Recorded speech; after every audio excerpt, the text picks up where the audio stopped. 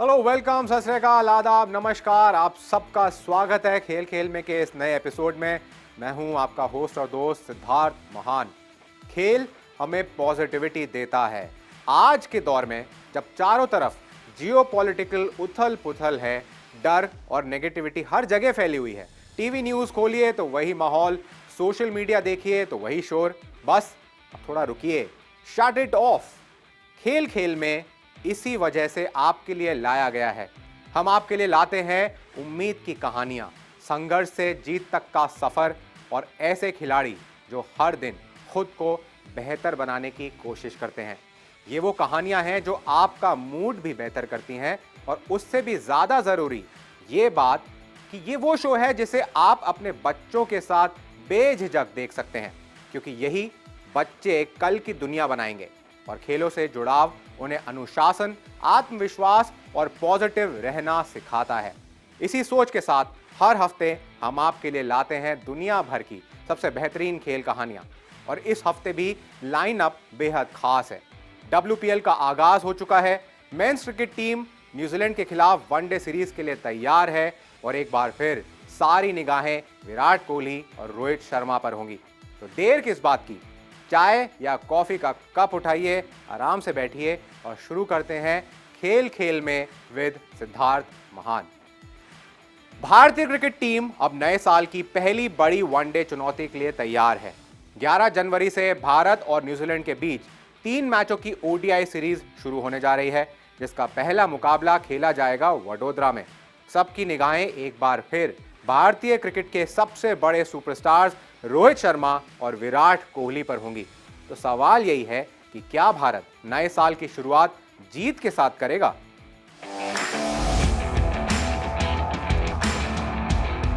भारत और न्यूजीलैंड के बीच 3 मैचों की वनडे सीरीज का आगाज 11 जनवरी को वडोदरा में होगा।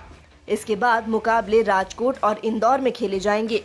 इस सीरीज में कप्तानी की जिम्मेदारी शुभमन गिल संभालेंगे, जबकि अनुभव और भरोसे का भार एक बार फिर रोहित शर्मा और विराट कोहली के कंधों पर होगा।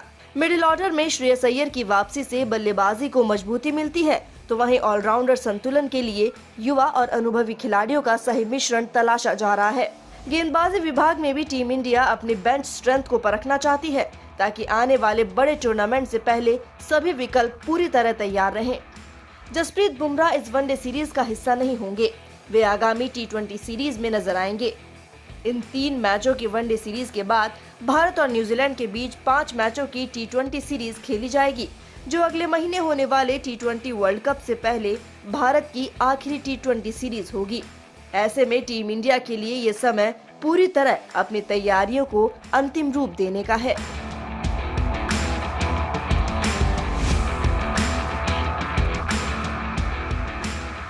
टीम इंडिया के लिए न्यूजीलैंड के खिलाफ T20 सीरीज से पहले एक अहम अपडेट सामने आया है। मिडिल ऑर्डर के भरोसेमंद बल्लेबाज तिलक वर्मा पहले 3 T20 मुकाबलों में टीम का हिस्सा नहीं होंगे। दरअसल तिलक की हाल ही में एब्डोमिनल इशू के चलते सर्जरी हुई है और वो फिलहाल रिकवरी के दौर से गुजर रहे हैं। हालांकि राहत की बात यह है कि तिलक ने खुद सोशल मीडिया के जरिए अपने फैंस को आश्वस्त किया है कि उनकी तबीयत अब बेहतर है और वो तेजी से मैदान पर वापसी की दिशा में बढ़ रहे हैं। BCCI भी उनकी प्रगति पर लगातार नजर बनाए हुए है और आगे के मैचों में उनकी अवेलेबिलिटी रिकवरी पर निर्भर करेगी। टीम इंडिया को भले ही शुरुआती मुकाबलों में उनकी कमी खले, लेकिन संकेत साफ हैं। तिलक वर्मा जल्द ही पूरी फिटनेस के साथ नीली जर्सी में लौटने के लिए तैयार हैं। क्रिकेट की सबसे पुरानी राइवलरी दी एशेज इस बार पूरी तरह ऑस्ट्रेलिया के नाम रही। 5 टेस्ट मैचों की इस ऐतिहासिक सीरीज में ऑस्ट्रेलिया ने इंग्लैंड को 4-1 से हराकर न सिर्फ ट्रॉफी अपने नाम रखी, बल्कि घरेलू हालात में अपनी बादशाहत भी साबित कर दी। चलिए नजर डालते हैं इस एशेज अभियान पर, जिसने एक बार फिर टेस्ट क्रिकेट की असली तस्वीर दिखा दी।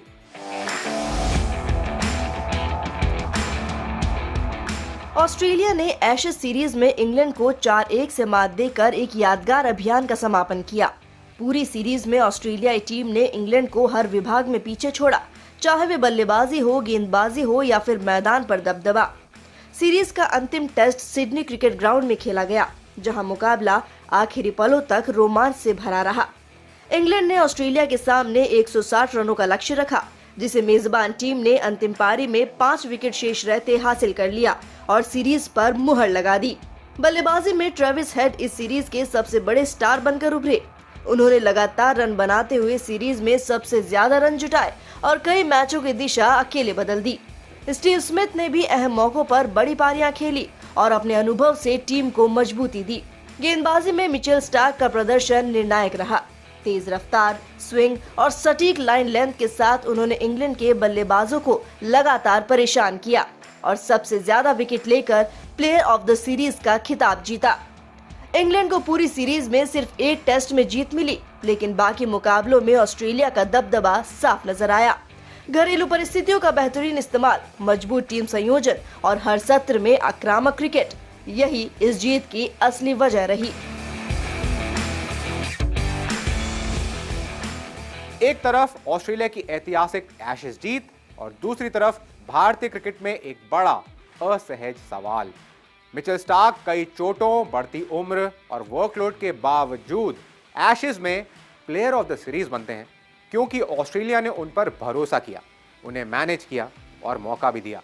और वहीं भारत में 2023 वर्ल्ड कप के हीरो मोहम्मद शमी घरेलू क्रिकेट में लगातार विकेट ले रहे हैं, फिटनेस साबित कर रहे हैं, फिर भी टीम इंडिया की योजनाओं से बाहर नजर आ रहे हैं। तो सवाल यह है, क्या भारतीय क्रिकेट अपने प्रूवन मैच विनर्स को स्टार्क जैसी स्पष्टता और भरोसा दे पा रहा है, या फिर हम अनुभव से ज्यादा सावधानी को चुन रहे हैं? इसी अहम मुद्दे पर हमने बात की राजस्थान रणजी टीम के पूर्व कप्तान और पूर्व तेज गेंदबाज से, जो खुद इस सिस्टम को बहुत करीब से समझते हैं। ये ऑस्ट्रेलिया से सीखना चाहिए हमको कि उनके फास्ट बॉलर्स को वो कैसे यूज़ करते हैं, चाहे उनकी एज कुछ भी हो, लेकिन अगर फिट हैं तो वो खेलते हैं। जैसे स्टार्क की बात करें हम, स्टार्क ऐसा बॉलर है एक ऑस्ट्रेलिया के लिए जो उनको हमेशा जिताता है ऑस्ट्रेलिया को और परफॉर्म करता है ऑस्ट्रेलिया के लिए। उसके कोई एज मैटर नहीं रखता, बट वो फिट है और परफॉर्म करता है। ऐसे ही भारतीय टीम के एक फास्ट बॉलर है मोहम्मद शामी, जिसने कि हमेशा भारत को अच्छा परफॉर्म करके दिया है। डोमेस्टिक क्रिकेट खेल के उसने ये शो कर दिया कि वो फिट है। विजय हजारे ट्रॉफी खेला, मुश्ताक अली ट्रॉफी खेला, उसमें सब में उसने परफॉर्म किया है। तो अगर उसको हम नहीं लेते हैं तो एक बड़ा उसके साथ इनजस्टिस है। जहाँ तक सिलेक्शन की बात होती है, हम लोग देखते हैं कॉम्बिनेशन की फास्ट बॉलर या कोई भी टीम में मिक्स होना चाहिए, एक्सपीरियंस प्लस यंगस्टर्स। तो जब यंगस्टर्स हैं और बुमराह उसके साथ एक्सपीरियंस बॉलर नहीं है, तो यहाँ शामी अगर टीम में होता तो जरूर उसका एक्सपीरियंस यंगस्टर्स को भी फ़ायदा देता। तो मेरे हिसाब से शामी का भारतीय टीम में होना बहुत ज़रूरी था। विजय हजारे ट्रॉफी के लीग मुकाबले अब अपने आखिरी पड़ाव पर पहुंच चुके हैं और इसके साथ ही क्वार्टर फाइनल की तस्वीर पूरी तरह साफ हो गई है। इस सीजन में घरेलू क्रिकेट ने एक बार फिर दिखा दिया कि टैलेंट की कोई कमी नहीं। तो चलिए नजर डालते हैं लीग चरण के टॉप परफॉर्मेंसेस और जानते हैं कौन सी टीमें आगे बढ़ी और कौन सी पीछे रह गई। विजय हजारे ट्रॉफी इस सीजन सुर्खियों में आ गई और इसकी सबसे बड़ी वजह बनी रोहित शर्मा और विराट कोहली की भागीदारी। रोहित शर्मा ने मुंबई के लिए सिक्किम के खिलाफ 155 रनों की विस्फोटक पारी खेली, जिसमें उसका ट्रेडमार्क टाइमिंग और आक्रामकता साफ नजर आई। वहीं विराट कोहली ने दिल्ली के लिए 2 अहम पारियां खेली। पहले मुकाबले में उन्होंने 114 रनों की क्लासिक सेंचुरी जड़ी और इसके बाद 71 रन की संयमित पारी खेलकर यह साबित किया कि डोमेस्टिक क्रिकेट भी उनके लिए उतना ही अहम है जितना इंटरनेशनल मैच। मुंबई के लिए सरफराज खान इस सीजन के सबसे बड़े आकर्षण रहे। सरफराज ने विजय हजारे ट्रॉफी का सबसे तेज भारतीय लिस्ट ए अर्धशतक सिर्फ 15 गेंदों में पूरा कर इतिहास रच दिया। उन्होंने इस मैच में 20 गेंदों पर 62 रन बनाए। इतना ही नहीं, गोवा के अगेंस्ट मुकाबले में सरफराज ने 75 गेंदों पर 157 रन की तूफानी पारी खेली, जिसमें 14 छक्के शामिल थे। कर्नाटक के देवदत्त पडिक्कल ने लगातार रन बनाकर एक बार फिर साबित किया कि वो घरेलू वनडे क्रिकेट के सबसे भरोसेमंद बल्लेबाजों में से एक है। लीग चरण के नतीजों की बात करें तो मुंबई, दिल्ली, कर्नाटक, उत्तर प्रदेश, पंजाब और बड़ौदा ने लगातार दमदार प्रदर्शन करते हुए क्वार्टर फाइनल में अपनी जगह पक्की की। लेकिन राजस्थान के लिए ये सीजन निराशाजनक रहा। टीम न तो बल्लेबाजी में निरंतरता दिखा पाई और न ही गेंदबाजी में वो धार जो बड़े मुकाबलों में जरूरी होती है। नतीजा, राजस्थान क्वार्टर फाइनल की दौड़ में कभी गंभीर चुनौती नहीं बन सका। अब नजरें क्वार्टर फाइनल पर है, जहां लीग चरण की फॉर्म, दबाव में प्रदर्शन और बड़े खिलाड़ियों का अनुभव फैसला करेगा कि ट्रॉफी किसके नाम होगी। विमेंस क्रिकेट अब किसी भविष्य की कहानी का वादा नहीं है, ये वर्तमान की सबसे बड़ी सच्चाई बन चुका है और इसी बदलाव की सबसे मजबूत पहचान है विमेंस प्रीमियर लीग। आज जब WPL अपने चौथे एडिशन में प्रवेश कर चुकी है तो भरे हुए स्टेडियम्स, रिकॉर्ड व्यूअरशिप और ग्लोबल स्टारडम ये साफ बता रहे हैं कि विमेंस क्रिकेट अब किसी की परछाई नहीं है, बल्कि खुद एक दमदार ब्रांड है।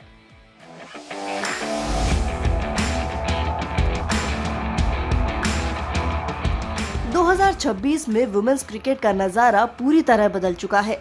जहां कभी महिला मैचों में भीड़ अपवाद मानी जाती थी, आज वही भीड़ अब नॉर्म बन चुकी है।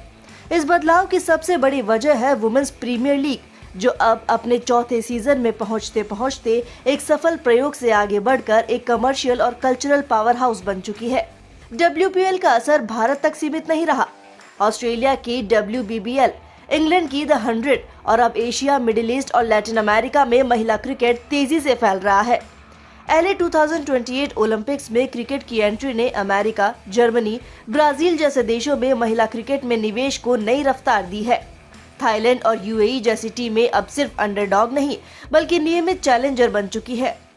It has played a big role in international cricket in India, and I'm sure this season is also going to play a lot of importance. And this season, I think we have very exciting talent, young talent to see, and hopefully they will also come and contribute for their teams.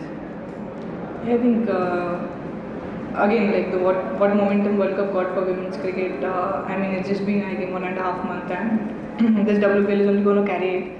And as she said, I mean, it's always exciting to come back to WPL because the domestic players get to play with the internationals, and the whole experience is just a very good thing for women's cricket. So I'm sure the WPL is going to carry the momentum what World Cup did, and hopefully just keeps continuing for the next forever. Commercial तौर पर भी तस्वीर बदल चुकी है। 2025 महिला ODI world cup की record viewership के बाद अब ब्रांड्स महिला क्रिकेट को CSR नहीं, बल्कि स्टैंड अलोन प्रोडक्ट मान रहे हैं। WPL का चौथा सीजन सिर्फ एक और टूर्नामेंट नहीं, बल्कि इस बात का सबूत है कि महिला क्रिकेट अब स्थापित और लगातार बढ़ता हुआ ग्लोबल फोर्स है।